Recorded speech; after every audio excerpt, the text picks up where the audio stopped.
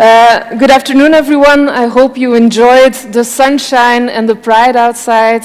Well, it gave me a lot of energy, and I hope it gave you a lot of energy to listen to the next couple of stories on about communication and how do we sell what we actually want to achieve as Greens. Because I'm sure that we agree, we have very good ideas, we have very high goals on what we want to do, but very often Greens are being seen as too radical or as dreamers. So I think it's really important to listen to those success stories where we have been able to change a city and, well, where we have gained the support of the people to do it. Coming from my own hometown in Ghent, well, a couple of years ago we had our circulation plan, which is very similar to what Benny was discussing and was even a bit inspired by it. And of course, when you want to do such a big change, you know, get a car out of the city center, a lot of people get scared because it takes a huge transformation of their daily habits. And well, that meant that there was a lot of controversy. There were even death threats made to our deputy mayor who was in charge of mobility and planning. But well, in the end, everything worked out really well. Now the majority of people do support the new circulation plan, and they can really see what they gained from it. So I'm really excited and curious what our speakers will have to say about these best practices and how you can also implement these sort of big change projects with the support of your constituency. So without further ado, I'd like to introduce you to our first speaker, Hanna Marcussen. She's the Vice Mayor of Oslo, and she's in charge of urban planning. The floor is yours. Thank you.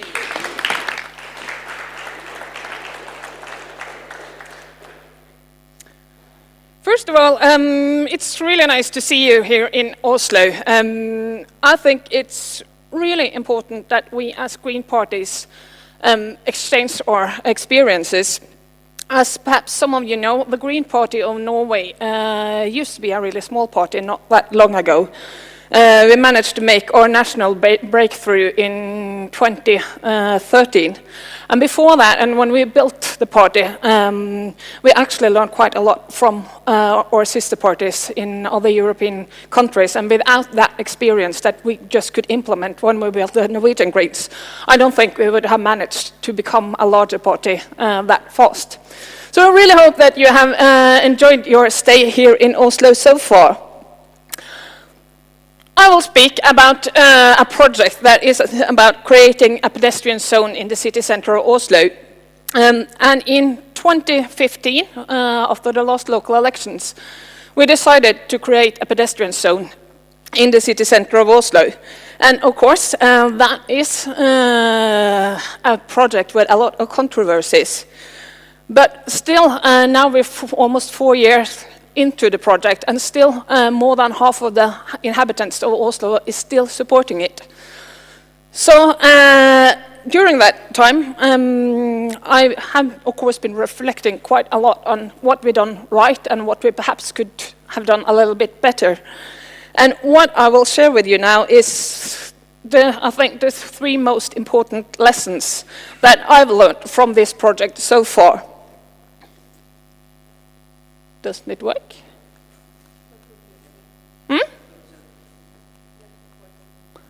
Ah.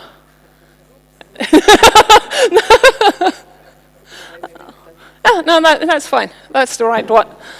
The first thing I think is about having a really strong mandate. And in Oslo, there has actually been a plan to have a coherent network of bike lanes since 1975. And even I wasn't born in 1975, and I'm not really young anymore. But still, it just hadn't happened. And there's also been political discussions about having a pedestrian zone in the city center since, I think, the late 1980s. And that had not happened either. And I believe one of the biggest reasons for that is that the other politicians from the other party, not the Greens, and talked about it, but not be willing to talk about the other side of it, that if you want to make more room for bike lanes and for pedestrians, you need to take that room from something else. You need to make hard priorities. And that's something else that you will not prioritize, that is private cars. And in the local elections in 2015, that became quite a large debate in the elections, how to prioritize people over cars. And we as a Green Party, most of our campaigning we actually did on this issue. And in the local elections in 2015, we made our breakthrough in Oslo politics. We went from being the smallest party in the city council to becoming the third largest party in that elections. And by doing that, we also shifted the majority. So instead of having the conservative city government that we had for, I think it was 18 years, the majority with the growth of the Green Party shifted to a new majority with a Labour Party, the Socialist Left Party, and us. And I think that shift pretty much was about people wanting a different urban development. So when we went into office, we really had a strong mandate from our voters. And we, since we had told them in clear terms in the campaigning that we will prioritize people over cars, it's much easier also to pull through with the project when you are in office. And the second lesson, and I think it went perhaps a few months before we really learned that lesson, is to make sure that people know what it is about and why you are doing it. Because a big project like this, it will create a lot of controversies. And the oppositions and the media will focus on what it will be less of. They will be focusing mostly all the time on the removal of the cars and what people will not have. But you shouldn't go along with that. You shouldn't accept that. You should speak about what are the benefits that the people actually will gain. You should speak about not about the parking lots that will be removed or the areas that will be closed off for cars to drive into, but you should speak about the pedestrian streets, about broad sidewalks, about playgrounds and new parks and green spaces, about benches, about bike lanes. Speak about all the benefits and try to make people understand that that is what the project really is about. And then you also should visualize it, make illustrations so that people can be able to see what it will be like when the change has happened. This is an illustration of a new playground right in the city center. It is actually now been built, and for those of you who will join the walk and talk later today, we will actually see it. But here we made an illustration of it to make people understand this is what we want to do.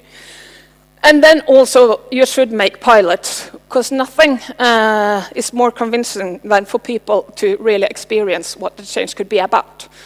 And in hindsight, I think we should have done a lot more of those. Of course, it's easy to use quite a lot of time planning before you start rebuilding the streets. And some streets you really need the planning. But you should find squares that you can close off and different kind of pilots and do that quite immediately, because people need to experience the change to understand what the benefits are.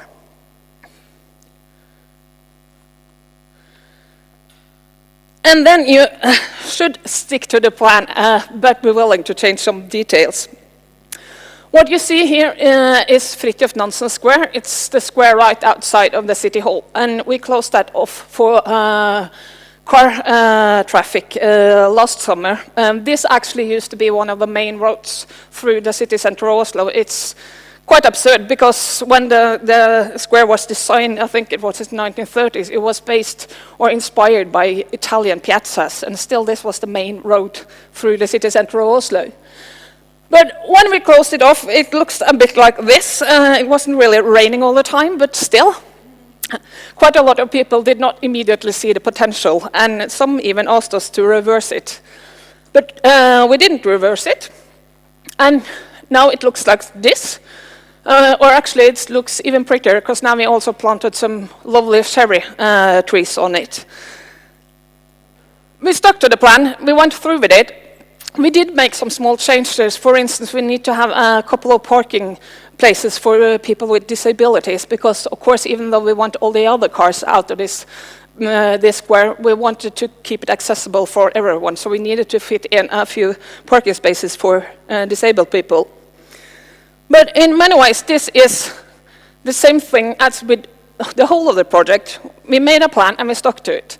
When we took office in 2015, we stated quite clearly that we will make a pedestrian zone in the city centre in Oslo. That is the goal of this project, and that goal we won't change. And as soon as people, both organizations and businesses, understood that whether or not we could change that goal, that wasn't really up for debate. They changed how they discussed it. Instead of trying to make us change the goal, they started to discuss how could we change this project to have the best results. So we got like really quite a lot better public debate, because instead of protesting, they gave us input. And it is important to listen to people, and particularly listen to their concerns and try to find solutions. And we made some adjustments. For instance, we created a lot more parking spaces for disabled people when we removed all the ordinary street parking in the city centre. So we adjusted it as we went along. So you stick to the plan, but be willing to do some changes as you go along. It might also be not only because there's things you don't have thought about. There was also some unexpected challenges that when we created this new master plan for the city centre, we did some traffic analysis, and they turned out negative. And that was because the tools to do traffic analysis was based on accessibility for cars. That was, of course, not the goal of this project, but still the tools say that, no, this will be negative. We didn't, of course, listen to that. But you have to make room for unexpected things as you go along. So to sum it up, my three biggest lessons is to make sure you have a strong mandate before you start the transition. It makes it a lot easier when all the controversies set in. Then you need to make sure that people know what it is about and why you are doing it. And lastly, you should stick to the plan, but you should also be willing to make some changes as you go along. And now I seem to have lost my last. Go back. Ah, there. And I believe that when we have finished these transitions, people will support it. What you see here is a picture of the main street in Oslo, called Karl Johans gate. And this is what it looked like in the 1970s. It was full of traffic. And in the 1970s, they did make a nice decision, and they decided to make it into a pedestrian street. And today it looks like this.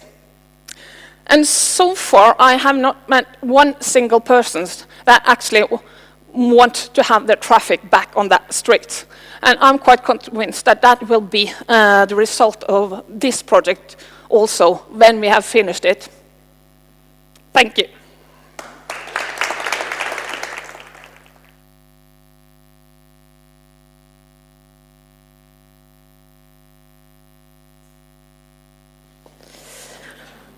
All right, thank you so much for this inspiring view of what might be in some of our cities if Greens go into government. You mentioned already that participation and listening to your citizens is a very important part of getting it done. And we have Petr Lebeda from Czechia, who is project manager from the H21 Institute, who is going to elaborate on that. You have the floor. Thank you very much. Do you hear me? Is everything okay? Thanks for the opportunity to be here, to be in Oslo. It's great for me to be there. And I work in the Institute H21. We are a company based in Prague, and we are focusing on the participation. So my presentation will be about the participation, about engaging the people. And I will try to in 10 minutes, briefly give you all the information about what we are doing. So we are social innovators. We are trying to help cities, trying to help communities with the participatory processes since 2014. We are also the technology company, so we are the technical provider of some solution. We've got the voting platform, participatory platform, D21, that can technically support whatever projects you want to do. And yes, we are from the Prague, but we are trying to be universal, and we got the projects abroad. For example, in Tunisia, in China, and in Zambia, and also we are focusing on the Czech cities. And because I'm the project manager from the Czech, and I focus on the Czech cities, so most of the information will be from the Czech reality. I've got two main points that I want to share with you. The one is that I think that the city is the living organism shared by communities. And if we are think about the cities, we should also think about the people, because without people, every city is dead. Whether it's smart, green, it's every time it's about the people and about the communities. And next thing that I want to share with you is that modern cities cannot avoid participation, because they are sooner or later forced to engage their communities, their people. So if you want to be smart, if you want to be green, and if you want to be a good city, you should hard work with your communities, with your citizens, with your visitors. Now, what are the latest trends, and mainly from the Czech Republic? Yes, participation's got many goals, but I think that these three are the most important nowadays for Czech Republic. First, community building, focusing on the communities, about the really local communities, because I believe that democracy grows from the local side. Then strengthening linkages between actors, mainly between the citizens and city halls. And then strengthening accountability. And I think that this is a little bit opposed to some populism or with the direct democracy. I think that the more important is to try to be responsible in decision making. And it's also for the people, and it's also for the city hall. And then there are some other trends. Also, of course, modern technologies. For example, in Czech Republic nowadays are much more common to use online solution for participation than a few years ago. The same professionalization of the city halls. Nowadays there are many experts, many coordinators. For example, I will talk about the participatory budgeting. And it's very common that cities got the professional coordinator for PB, and it's the one person that are caring about the participatory budgeting all the year. And also it's connected with the marketing, because participation is also the marketing tool. Municipalities know how to work with data. They and it's not about the work with data, but it's about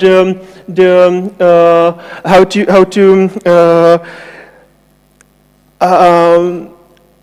to collecting the data, and it's about the whole data thinking in the city. And if I will focus on the projects, there is the really big growth of the participatory budgeting. It's a scalable project. There are many projects, participation projects, but participatory budgeting is the scalable. It's, for example, in Czech, it's the one type of participatory budgeting, and if you look at one city, it's very similar to the next city. there is the expansion of the participation in urban planning. And from my side, from my point of view, it's the participation in urban planning something like king discipline, because every single project in urban space is specific, and it should be designed specifically for some problem. And what is our heart project? It's the school PB. It's the school version of participatory budgeting. I will talk about it later. But in general, there is also the trend of engaging the youngest population and schools. And what I also should to mention is that there is a trend of innovating voting method, and our main goal is also to let people know about the different voting methods. This next our mission. So, New York City PB. It's our flag project for the last 4 years. We are in New York since 2015. These numbers are from the last year. There was engaged 19 districts. New York City Hall gave to the people $1 million US, and there was more than 100,000 voters. What is important on the New York is that the winning projects are not the most important. Most important is the process itself, because the city halls wanted to work with the disabled people, excluded citizens. In reality, many of the voters are illegal residents in New York, because and they've got no chance to participate or vote in election. So this project is designed for them, and many technical things is connected with this purpose. And it's it's not about the online voting. It's the very combined online and offline participation. Also, the polling is combined with the paper ballot. The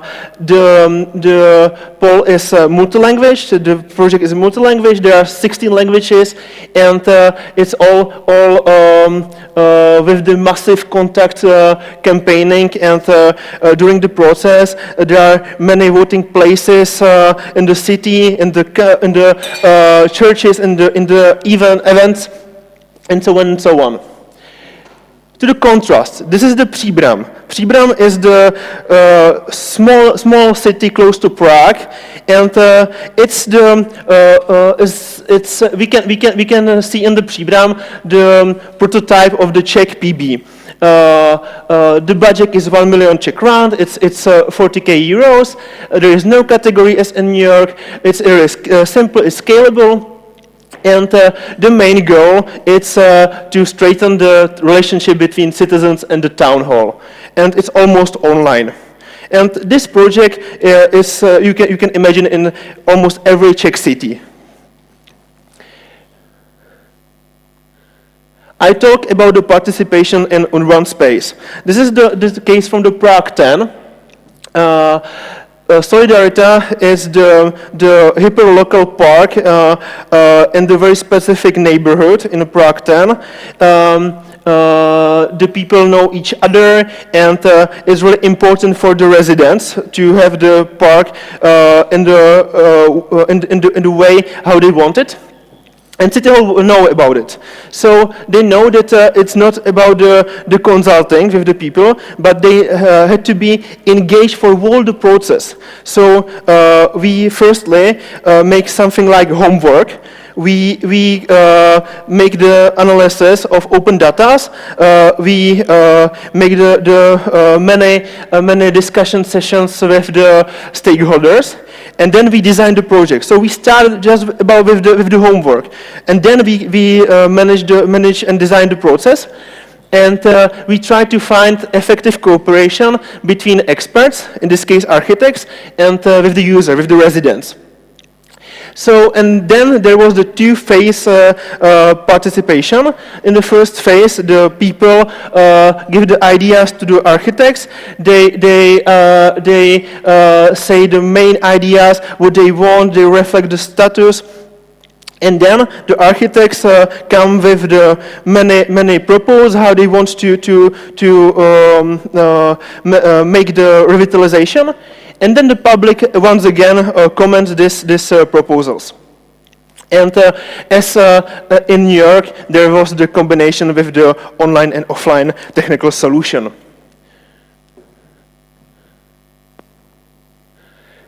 Řídím Říčany.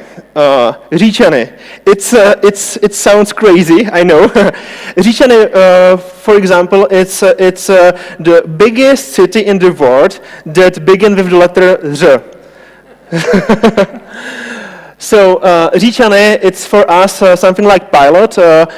It was the first city that we started to cooperate with, and we are doing PB, school PBs, and many other projects. But Řídím Říčany, it's the participatory platform, and I won't talk about it because it's something like everyday tool, everyday communication and participatory tool. If any time want City Hall share something with the citizens and ask them about the feedback, they use this platform, and that integrality, we are very limited with the problem of digitalization of the state public administration. It's really problematic, and it's connected with the problem of verification of the voters and with the authentication. So it's really hard to manage the secure and robust poll or participatory projects.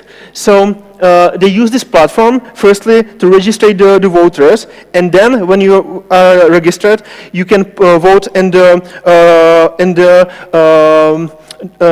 important topics in your city. So it was Říčany. It will be almost everything, but I want to mention also the school PBs because I think that it's a really nice project. School PB, it's the normal PB put in the schools for 3 weeks, and children's trying to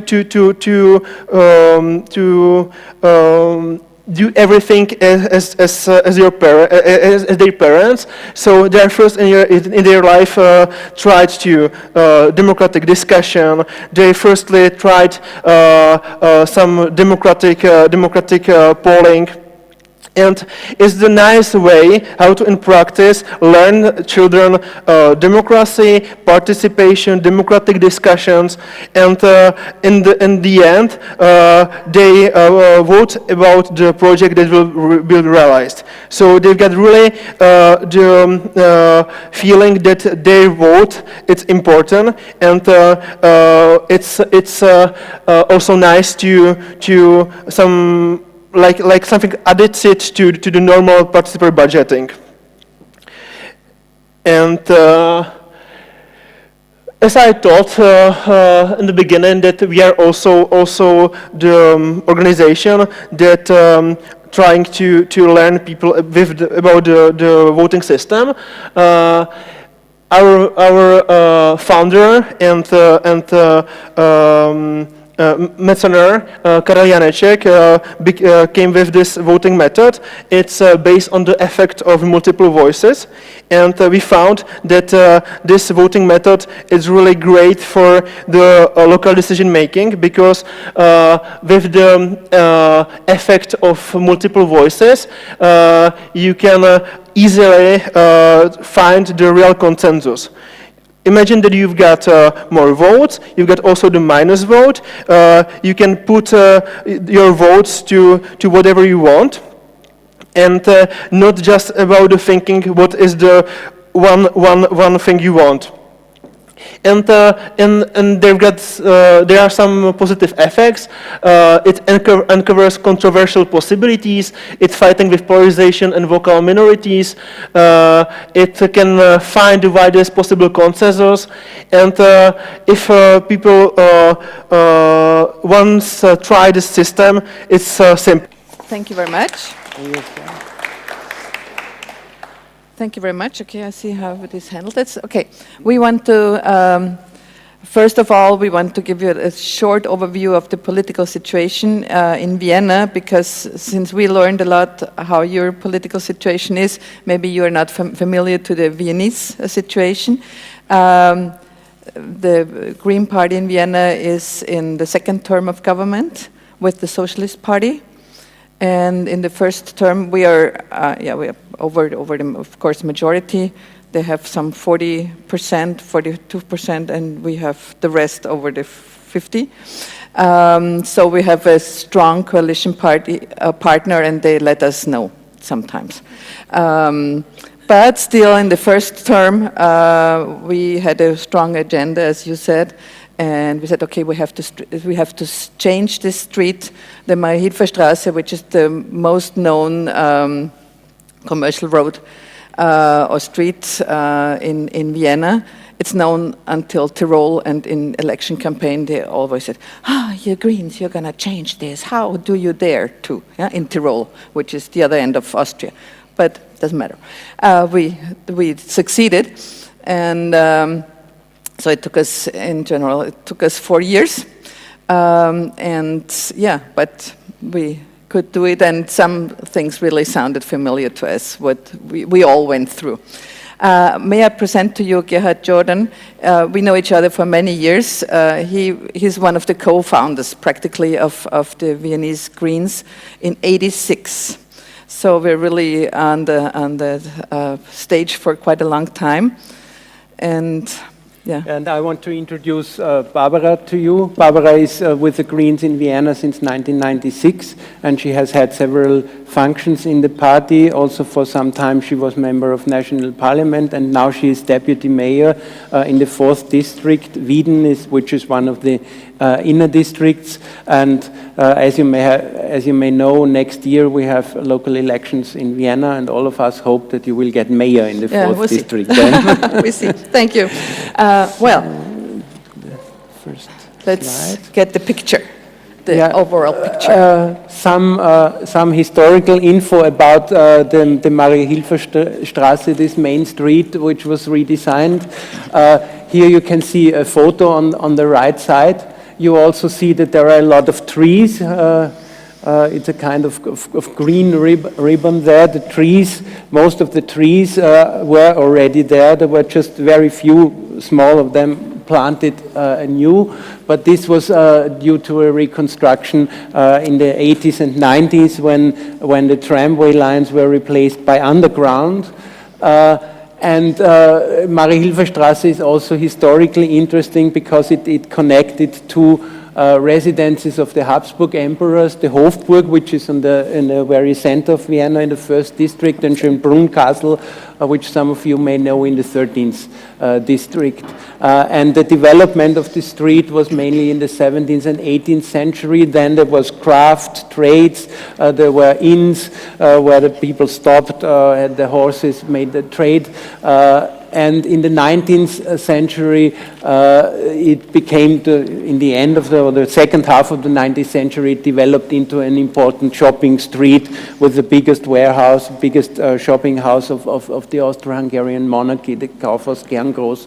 The inner part of Marie-Hilfer-Straße, we're only talking about this inner part, not of the outer part, which goes in the direction of Schönbrunn. This inner part has 1.8 kilometers and is locating between the historical Ringstraße and the Gürtel Road, and there are 2 districts neighboring to it. One is here on the picture on the left side, the 7th district, Neubau, on the right side, the 6th district, Mariahilf, both of them between 30 and 35,000 inhabitants, and the 7th district always was the green stronghold in Vienna. Now in the European election we got 37 of 50% of the vote there, were strongest party. In local elections, we are around 40%, once even 45%. So that are actually green strongholds, which also helped us in this campaign. Yeah, there were, before the reconstruction, there were about 12,000 cars a day driving there, and between 70 and 100,000 pedestrians. Okay. So when the Green Party went into coalition with the Socialist Party, we made a contract, of course, and we said, okay, we're going to change this Maria-Hilfer-Straße. We need a flagship project. And yeah, as told that already, and what was the aim of that? To reclaim public space, to make a project to reduce traffic, because we had our first pedestrian zones. They were made in '76, also with the subway, but then there was kind of a hold. So nothing really spectacular happened, only little small steps, you know, make a pathway, a track for bicycles here, and, you know, make something there, but not a real flagship project. Of course, since those two districts that we mentioned are very densely populated, and there are not many parks there, so this was also meant to be a zone where you can meet, yeah, and you can, yeah, you can make appointments there and just hang out. Of course, it was necessary to make some traffic calming projects and to create a boulevard for walking. Yeah, this was the process which led to the new Maria-Hilfer-Straße. Matthieu is a Viennese dialect abbreviation for Maria-Hilfer-Straße, so when we use that, that was also used in the campaign because it was familiar to the people. The first was a kind of citizens' dialogue, started with an analysis and a discussion between 2011 and 13. Then there was a planning workshop in the beginning of May 2013, where on the street all the renderings, etc., were presented. People could come there, could give their input, and then there was a testing phase for a few months from summer 2013 to spring 2014 when the referendum began. In this testing phase, there was just a part of Maria-Hilfer-Straße designed, made traffic-free, but without any reconstructions, but just by plates, signing, by signs, and by some color on the streets, but not any new elements that were built. So it was just to see how it could look like. The people could get acquainted to it, and this was in this 2013. Then the decision on a local referendum, we'll come to that on one of the next slides. The decision, the local referendum in the two neighboring districts was then in February and March, and after that there was the redesigning. It cost about 25 million altogether euro, and that was until summer 2015.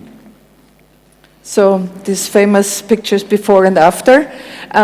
You see the trees here, but no one looks at the trees. They really don't matter.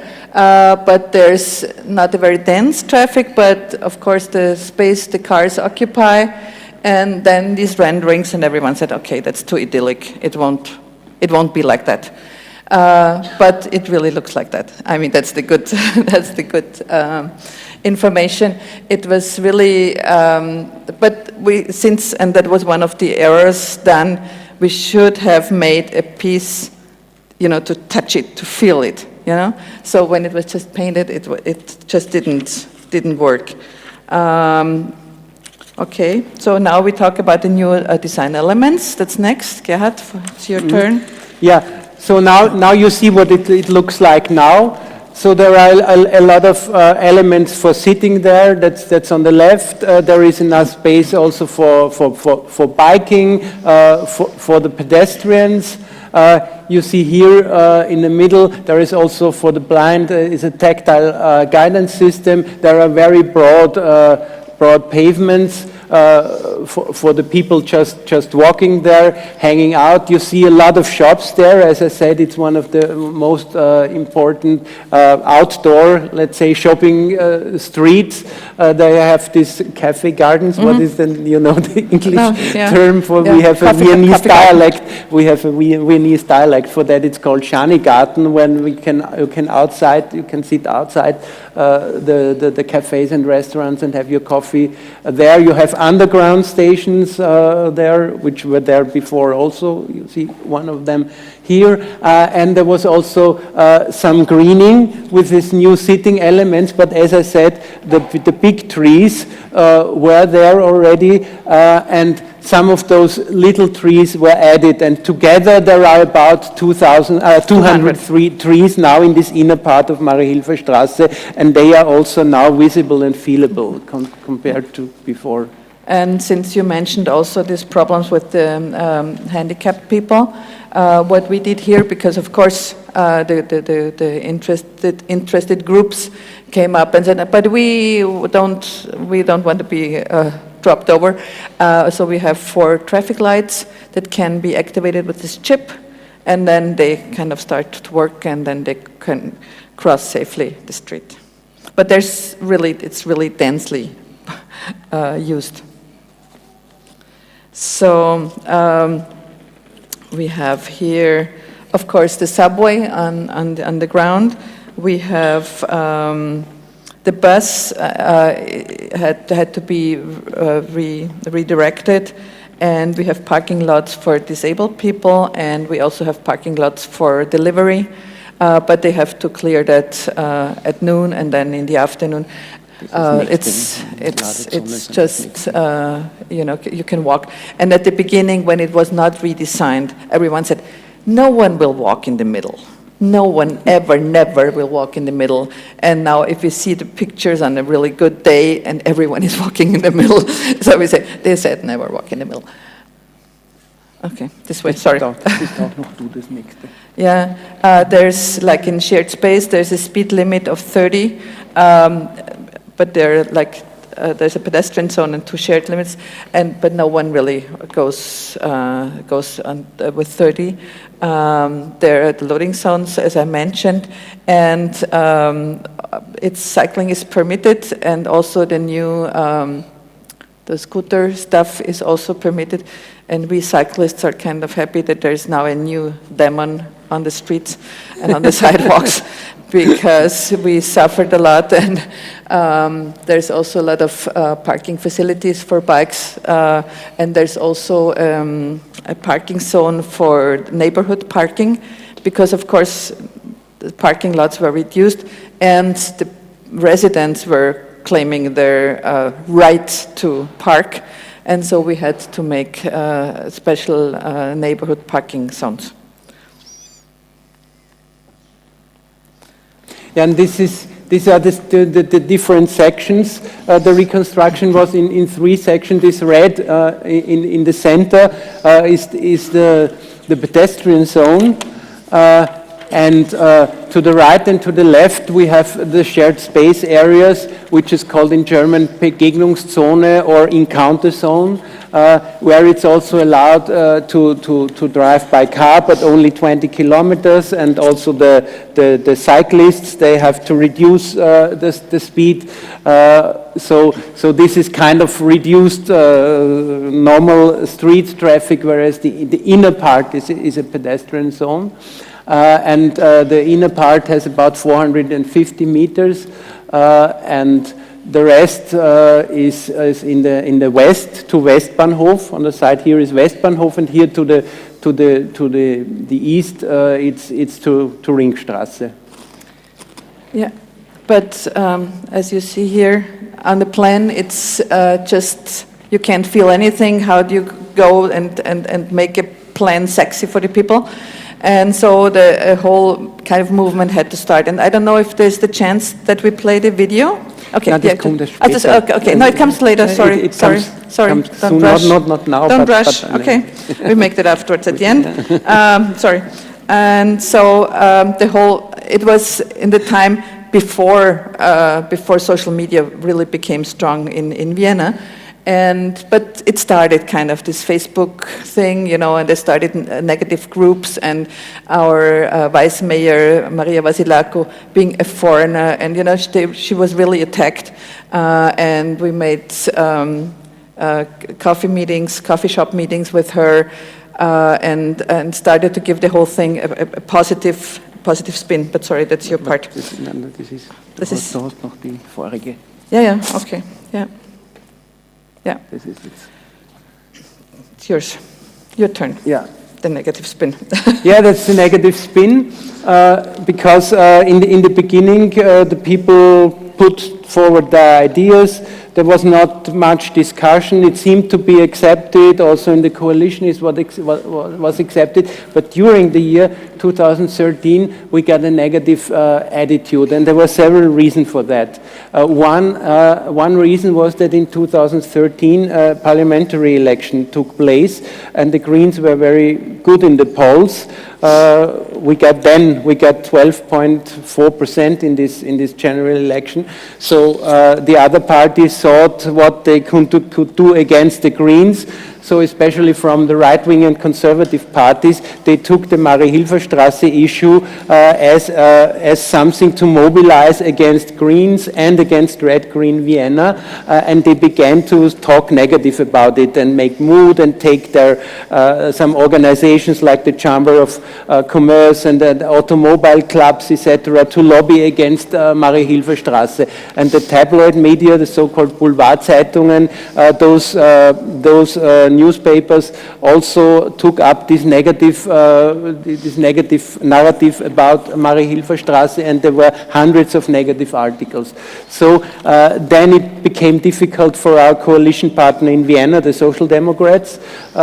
So some people in the Social Democratic Party wanted to go back on this project, and then they forced us to make a local referendum. Yeah? Some of them maybe thought we will lose that, and then the issue is out of the discussion. So there was a decision to make a local referendum in February 2014 in the districts 6 and 7, where all those who are entitled to vote for the local elections are also entitled to vote in this referendum. And there were surveys made before the referendum indicated that a majority of over 50% was against the project, and among the elderly people there were between 70 and 80% opposing it. Yeah, against the change. Yeah, but also the European residents were allowed to participate, and the youngers were, of course, more in favor, and they could imagine the change. So Rüdiger, which should be here and make the speech now, but he had to go back to Vienna. He started to collect all these shared space projects, and we really made strong propaganda, and we also looked for allies. And there were some allies at the end also among the shop holders, because when they realized that construction was necessary to be made, but if the referendum would be lost, then it would have been like before. And I said, no, you can't do that. And then all of a sudden they started to change the mood. So that was pretty good. And young people became active, and this video was made. Now we can play the video. With maybe you remember, every city had this film with Pharrell Williams. The song Happy, and so a group of Greens made a Marie-Hilfer-Straße song Happy, and now it's going to start.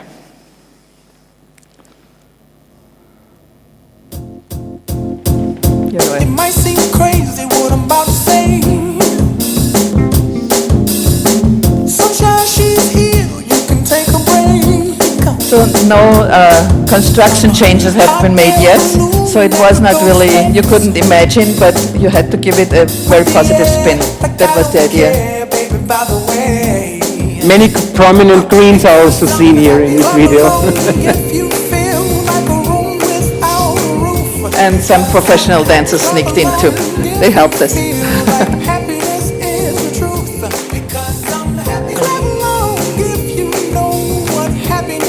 And so in a very short time, we got many clicks with that, and the kind of positive spin began.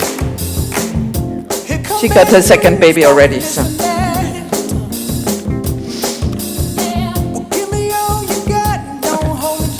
Yeah. So, of course, that was nice, wasn't it? So.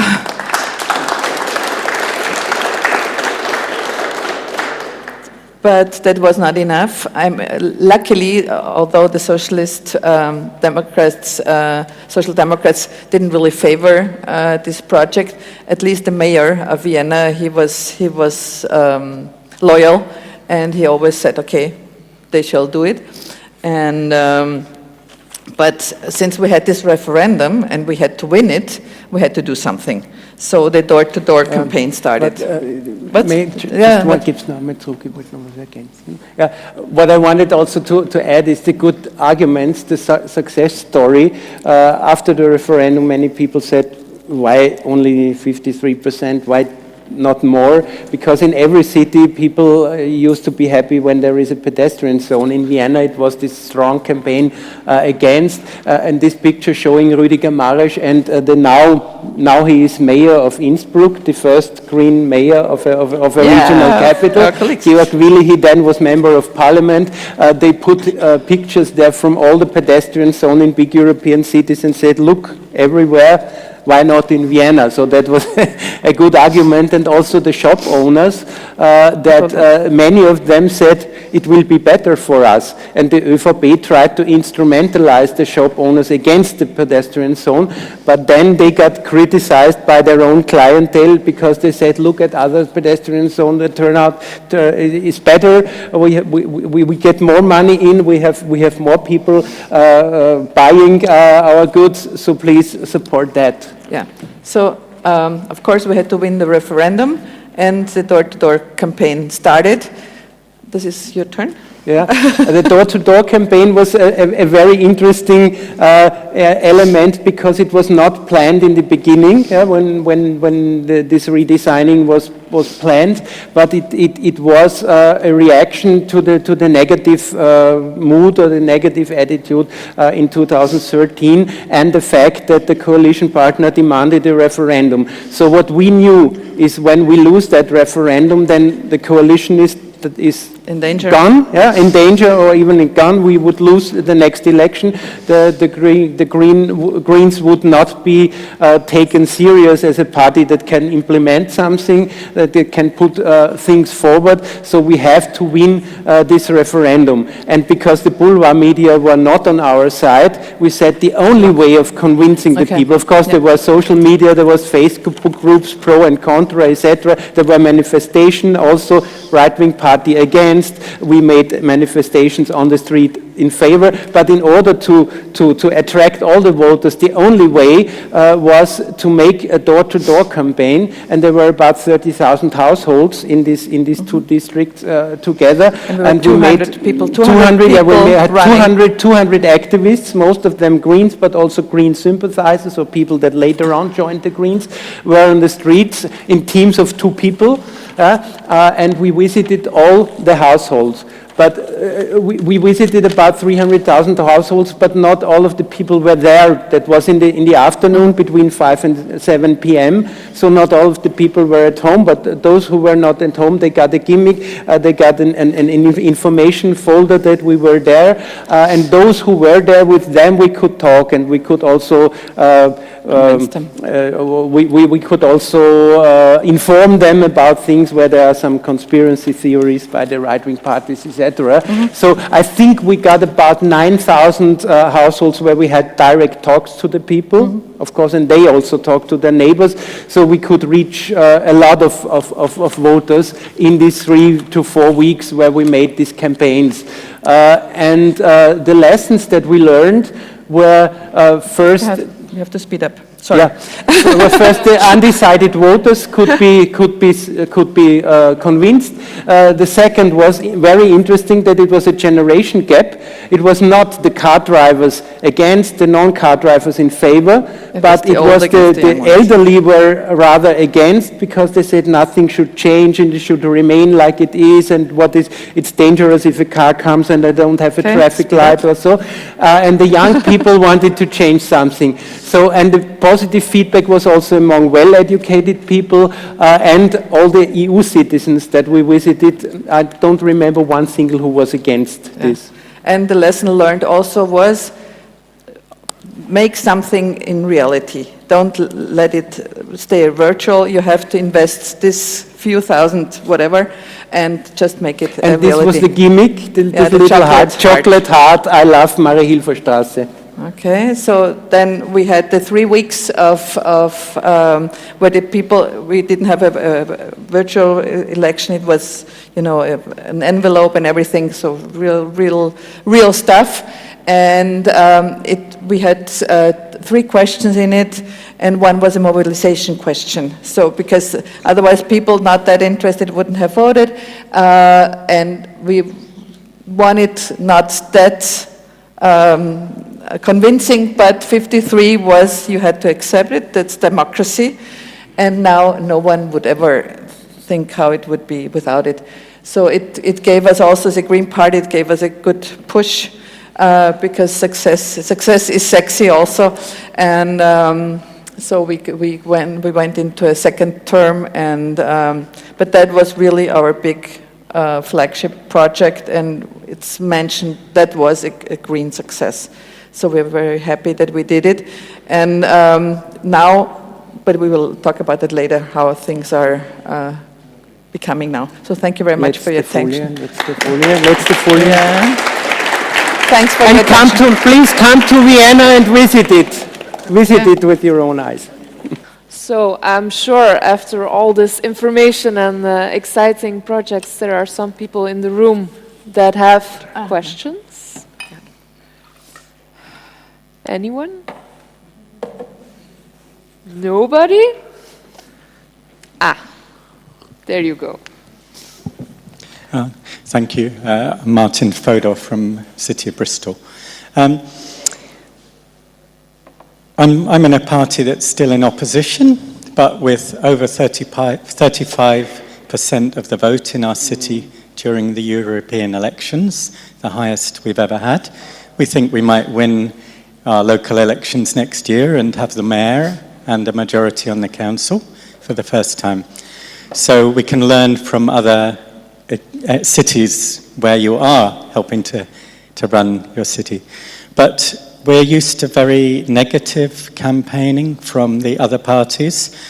Often they make things up, they lie, they cheat, they twist the stories. We try so hard to be positive.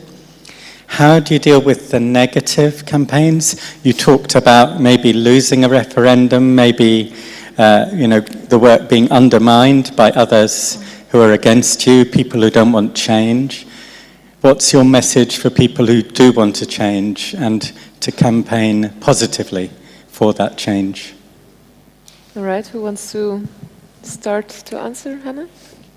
I think it's quite a difficult question, and it is quite a difficult thing that with this pedestrian zone project and lots of other things that we do here in Oslo as well, there is an increasing amount of fake news that you do have this Facebook group. I think it has at least 30 or 40,000 followers now that is actively spreading false news about green politicians, both us as politicians, but also our volunteer members, and they're spreading quite a lot of untruthful lies about us. And it's really difficult, because it's no use to go in there and argue, even though some of us are doing. And I think the only thing you can do is to try to get the right information out there and have positive campaigns. I love that video from Vienna to show that there is another side to this and try to mobilize all the people that is for the project. And that is really difficult because they are mainly quite happy about it, so they don't really screaming out. But at least what we've done in Oslo, we have measured people's how people feel about it, this project, from the beginning and every year since. So we know that more than half of the population in Oslo actually want as few cars as possible in the city center. They want to have to prioritize private cars down to get bike lanes, and to manage to get those facts out in the real media. And I feel at least that we should change it because, of course, there was a lot of controversy in the media and the opposition parties was really against. And then we could go up with this poll and say that, no, actually, the majority of people in Oslo, they want this. And that was on the main public national news channel. And it sort of changed the mood because I was fact-checked on that. And it turned out I was right. And after that, not all of the opposition party, but some of the opposition party, instead of criticizing us because they think the project is wrong, now they understand that this is actually a quite popular project. So now they are trying to criticize us for not doing it in the right way or too slowly or different. But due to that, the public debate about it pretty much changed because the support for the project was so obviously in the population in Oslo, and you can't really argue against that. Yeah, in Vienna, I think it was important to give a positive feeling to the whole project, and in this respect, of course, the Farewell video helped very much, and also the activities that young people were making. What we also did as a Greens, unfortunately, I didn't find it anymore on YouTube. We had a very small video, just 1 minute, against the Conservative Party, the ÖVP, because they were very much against this redesigning of Marie-Hilfer-Straße, and we made a video where we put pictures of all the projects that were blocked by the Conservative Party during the last 40 years. They blocked the first pedestrian zone in Kärntnerstraße in the 70s. They blocked the Danube Island, which all of you know who were in Vienna with this recreational area. They were against that. They even left the city government in the 70s. They blocked the UNO city, which is now one of the most important international places, diplomatic places in Vienna. So everywhere you had the ÖVP who were against. And this we made with pictures. Kärntnerstraße would look like this, and then a picture from the 70s. This is ÖVP. And this created also, I think, a mood where they say, okay, we are not in with this gang of conservative blockers, we want to do something new. Okay, cool. Any more questions? Perhaps just another question. Hello, Joachim Kratochvil from Finland. A kind of a follow-up question about the previous theme for the folks from Vienna. I was kind of wondering whether how did you manage to, well, you said that the tabloid media was against you, and I was kind of wondering how did you manage to battle against the tabloid media and kind of make the case on the how to create kind of Maria-Hilfer-Straße. We couldn't handle them. That's the short answer. Sorry, but we showed that it was possible to convince the people, and then they just had to say, and they still are doing negative campaigning sometimes against the Greens and the car eaters, and you know what's all coming up in there, but. It has to be, now social media helps, on the other hand, because there's another layer of positive things. And we have to be careful to make positive or to address the topics in a positive way. That's what has always been mentioned, and that's very important. And in the last week of where the people could send back the ballots, to my impression, it changed a little bit, even in the tabloid media, because they saw that more and more people are in favor, and shop owners speak out in favor, and a lot of artists and intellectuals. Just in the last minute, many of them saw, okay, there is something interesting, and we got a lot of support in the last weeks, and that also changed the reports in the media. But if the referendum would have been 1 month before, we may have lost it. It was just in the last weeks. Wouldn't you say that maybe also the fact that you went door to door? Of course, that made it. That made it. But the question was about the tabloid media. So we could not influence them by going door to door, but we influenced the voters, of course. Yeah, exactly. I mean, that's a way that's very real when you're talking face to face to your voter, where you can say, you know, okay, you may have read this or that, but that you can actually have a conversation about it and, you know, talk about all this fake news. And besides, it's good to know your voters too. I mean, it was for all the Green Party members. Of course, it's a very strong thing to knock on a door and to do this, and not, you know, kind of hide or just give away a flyer. But then you know your city, and you know how people are living, and you have spectacular meetings sometimes. But still, you see inside patios, or you climb up stairs to 5th floor without elevators. So it's really good to know your city too in this way. Yeah, actually, coming from a personal experience, when we were doing our circulation plan and the doubling of our pedestrian zone, the opposition parties actually wanted a referendum, and they started collecting the signatures to force us to do it, and in the end, they even failed at getting enough signatures to get the referendum, so it was really, really bad for them. But I remember at a certain point, we within the Green Party were saying maybe it's even a missed opportunity for us, because of course it forces you to go to the people and explain face to face, like, okay, why are we actually wanting to do this? Of course, I mean, we're glad that we didn't have to do it, and that, you know, everything went well in the end, but it, you know, you can also see it as an opportunity to really engage with your electorate. Yeah. And I think it's important, sorry, but your approach to participation is a good one, because the participation thing that the Socialist Party understands is, okay, let them vote, let the people vote. And then they make a very populist campaign where the question is already, okay, do you want a city, how do you say, the city maut? A city toll, and okay, then it's like this or like this, but you have to convince the people, and you have to tell them what's about, and that's your part. Hanna, and what is also... Gerhard wanted to add something? Yeah, it was just a little bit about participation, because I think it's really important to manage, because most people are not really that negative, but they don't really shout out about it. And when you're doing participation, often it's just like this, the usual suspects that show up, and that's the people that are feeling strongly about an issue. But to reach all the other citizens, you need to find other ways to make them participate. So, for instance, like door knocking.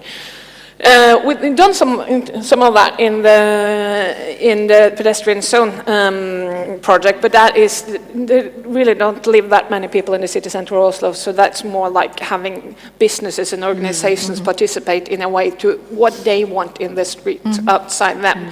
But still then they won't oppose it because they have been allowed to give the input, but also in other parts of cities to have people that is actually knocking doors on the people that will not come to a public meeting and will not raise their voice and will not actually participate unless you are knocking the doors and asking them. And very often what they want is pretty much on the same, on green issues, for instance, like more greeneries and parks and also car-free spaces in their local area. But you have to find ways to reach them, because they are not the people that will shout out and come to your rescue, even though they share your vision for what the city should be like. Peter, you want to add, maybe? It's a good participation, it's bad participation, but as I thought in my presentation, I think that it's not just about give people the space to vote or to tell something, but it's about teach them to be responsible, to be accountable for their decisions, and it's about discussion. It's not about just here is the poll, let people vote and be opportunistic with the decisions. This is one thing, and I've got no deep experience with the negative campaigns, but I can tell that almost every city that we cooperate with has got some problems with the political oppositions, with some vocal minorities. It's everywhere, but it doesn't mean that you are doing something wrong. It's normal, and if you want to be progressive, if you want to do something that you believe is good, you should push it and try to convince that it's good. Okay. What I wanted to add is the presentation of Groningen in the morning was also a déjà vu for us, because it's the same in Vienna with many projects. If you present a project, you always have a lot of people saying no, and some of them, of course, political lobbies motivated to saying no, but also the people are influenced by some kind of narrative, when you've managed to implement the project, then very soon the mood is changing. And there was a survey made by the Sora Institute about Marie-Hilfer-Straße in 2015, 1.5 years after. There was, in the referendum, there were 53% in favor, and then it was 71, and even among elderly, etc., because they saw, it's fine, and I can see it, and I don't have to consume, etc. So the people saw it, and then they were in favor. And it's the same with other projects like parking management, etc. So I think because you first have to win the referendum, it's very important to put best practices and to say, look, it was the same process there, and afterwards the people were happy, and that's the reason why we made this with Rüdiger and Georg Willi to present pedestrian zones in other cities, and look, this is happening. So the best practices are, I think, one step to convince the people before you have a decision on a project. All right, well, that's all where we have time for, sadly. Because there are still some really interesting workshops that have been planned.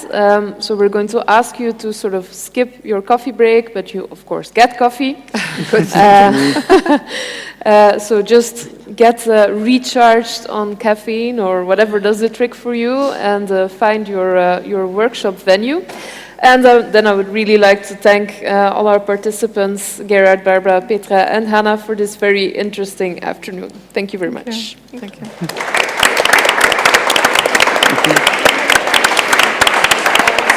Oh, we get something. Oh, thank you. Thank you very much. Recycled. Oh, thank you. From the German. Thank you. I love it. I get one too. Thank you. Yeah, hey. That's good for the tablet. I get one.